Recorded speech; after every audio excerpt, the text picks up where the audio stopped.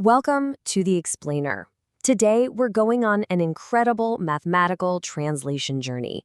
We're going to tackle the notoriously impossible Hilbert's 16th problem by taking chaotic continuous dynamics and turning them into perfectly rigid arithmetic geometry. It's going to be a wild ride. Okay, here is our roadmap for this journey. We're covering 1. The bottleneck, 2. The Adelic period lift, 3. Forcing strict algebraic finiteness, 4. The Hecke-Poincare trace identity, 5. Wave packets and topology, and finally, 6. The ultimate arithmetic solution. And hey, don't worry if this looks like incredibly dense math up front, because we're going to carefully unpack every single step together. Section 1. The bottleneck, Hilbert's 16th. To get past this historical blockade, we're bringing out the big guns. We're going to use the Adelic Langlands Program as our master key to completely redefine this centuries-old mathematical threat. Now, you might recall that Hilbert's 16th problem, specifically the second part, asks for the maximum number and relative configurations of limit cycles for planar polynomial differential systems. For literally over a century, the nonlinear, non-local nature of transcendental bifurcation theory has just kept a universal solution completely out of reach. Let's look at the math for a second.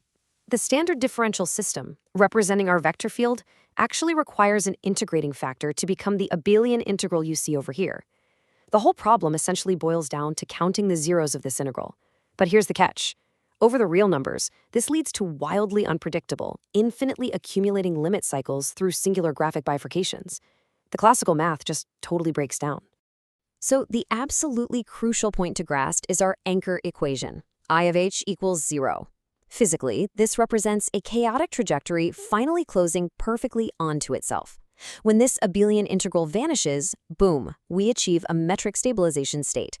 That continuous field trajectory suddenly becomes a rigid, predictable limit cycle. Let's move to section 2, the Adelic period lift. I like to think of this step as the shadow analogy. We're taking those continuous planar dynamics and we're directly mapping and lifting them into the discrete, perfectly structured homology of global arithmetic rigidity. We are literally lifting the polynomial system out of the real numbers and up into the Adele ring. Under this magical mapping, that continuous family of vanishing cycles, it becomes discrete spectral projections where local Hecke operators act diagonally, and that tricky abelian integral itself entirely transforms into a global Whittaker period coefficient of an automorphic form. It's a total game changer. Which brings us to section 3, forcing strict algebraic finiteness. Now, what's really fascinating here is the Satake isomorphism, that structural mapping operator right in the center of the logic. This operator actively smooths out all those messy transcendental bifurcations and forces them into strict, manageable algebraic finiteness. It maps the local p-adic operator algebra directly over to symmetric polynomials over the complex Langlands dual group. So, instead of dealing with chaotic real number bifurcations, we're now looking at a strictly finite representation ring. Pretty elegant, right? Let's see how this builds into the global L function. This acts as a sort of dynamical partition function, where the zeros perfectly bound our system cycles based purely on algebraic degree. Thanks to Langlands functoriality, this function satisfies a universal functional equation. And the brilliant part is that the number of limit cycles is exactly encoded in the number of zeros of this L function at the critical edge. And here is exactly why those bounds are mathematically unbreakable.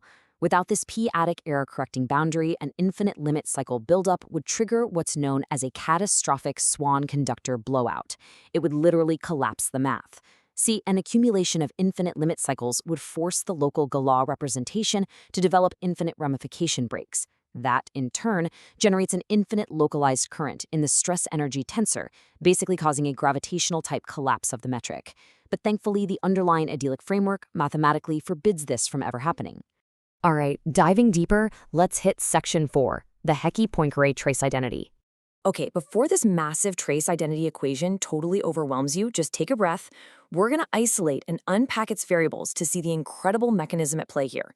This equation is the core proof that the roots of our classical abelian integral are fundamentally dictated by discrete arithmetic weights. We're effectively equating the continuous period integral on one side to a localized trace of a Frobenius operator on a modular curve on the other side. Let's isolate the specific variables so you can see how those continuous dynamic periods are being dictated by these discrete arithmetic weights. First, we have C of D, which normalizes the system based on its algebraic degree. Then there's T squared, which sets our boundaries within the compact torus. But the true stars of the show here are the Satake parameters, alpha 1 and alpha 2. These are the Frobenius eigenvalues acting as the fundamental ground state coordinates of the entire field. And this brilliant setup illustrates exact algebraic character matching. It projects that dense, complicated integral neatly down into the simple sum of our two Satake parameters. By applying the Grothe and Dieckleff trace formula to one side and the Satake isomorphism to the other, this complex operator identity simplifies in an almost unbelievable way. The whole thing essentially boils down to alpha 1 plus alpha 2 being equal to the trace of the Galois representation. So here is the massive intellectual payoff. The vanishing of the abelian integral forces the local operator trace to 0. This creates a parameter clash. The J operator forces an anti-symmetric phase lock, where those Satake parameters perfectly cancel each other out, mathematically pinning down the limit cycle. If alpha 1 plus alpha 2 equals 0, then alpha 2 must be negative alpha 1. And because they're clamped to the unit sphere, the only valid mathematical configurations for a closed limit cycle are pinned exactly to the imaginary roots of unity, I and negative I. Just mind blown. Now let's bring it back to the physical world in Section 5, wave packets and topology. Before we map the topology, we really have to understand the prime torus. Think of it as the invisible geometric fabric that our translated math is going to wrap around. It's the fiber over a generic base point in the Hitchin fibration. Simply put, it's a smooth, continuous, compact, complex torus. Check out how the isolated limit cycles manifest as these discrete digital skyscraper sheaves sitting perfectly atop the dual torus space.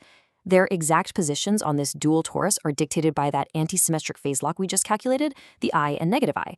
But wait, classical limit cycles are continuous trajectories, right? They aren't just discrete points.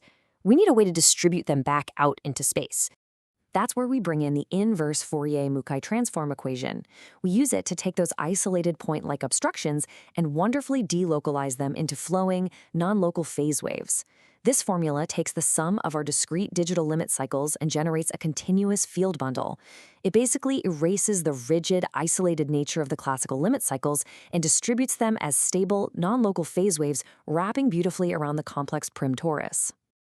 This side-by-side math here proves that these stable wave patterns actually lock on to specific topological channels.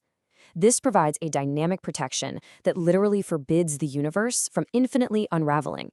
Because our phase vectors are locked to I and negative I, they interfere constructively to form non-dispersive wave packets. The winding number of this topological field exactly equals the number of isolated limit cycles. If cycles accumulated infinitely, destructive interference would wipe out the wave bundle and collapse the arithmetic mass matrix entirely. So the compact, closed topology of the manifold strictly quantizes the waves, providing absolute dynamic protection. Finally, we've reached Section 6, the ultimate arithmetic solution. The absolute crucial point you should take away from this framework recap is exactly how Adelec's spectral projections and Whittaker coefficients systematically dismantled the chaos of classical continuous theory. Limit cycles, they became spectral projections. The chaotic abelian integral transformed into a Whittaker period coefficient. Infinite cycle accumulation was flat out forbidden by Swan conductor bounds, and that elusive maximum number of topologies was finally bounded by the analytic degree of the global epsilon factor. We leave you with this deeply satisfying realization. The macroscopic reality we see is just a perfectly balanced, finite shadow cast by an underlying error-corrected arithmetic field. Hilbert's 16th problem isn't just solved here, it's entirely recontextualized, and it really forces us to ask a profound question. If the seemingly chaotic dynamics of classical physics are actually bounded by discrete, quantized arithmetic fields, what other macroscopic shadows out there are we completely misinterpreting simply because we haven't found the right mathematical translation?